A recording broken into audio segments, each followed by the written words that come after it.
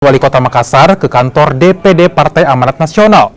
Ketua KONI Makassar itu disambut langsung oleh Ketua DPD PAN Makassar Hamzah Hamid. Langkah Ahmad Susanto menuju Pilwali Makassar berlanjut ke PKS. Di partai sang istri ini, Ahmad Susanto optimis bisa mendapatkan rekomendasi untuk melangkah maju dalam pertarungan Pilwalkot Makassar. Selain di PAN dan PKS, Ahmad Susanto juga mengembalikan formulir pendaftaran bakal calon wali kota Makassar ke Hanura dan Demokrat.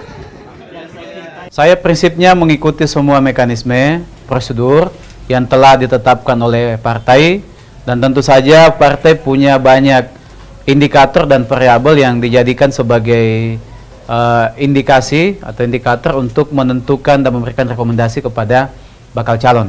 Dan tentu saja kami akan mengikuti mekanisme itu, prosedur itu, ya, termasuk syarat-syarat yang sudah ditetapkan di dalam indikator itu. Dan insya Allah, ya, kami yakin dan optimis bahwa PKS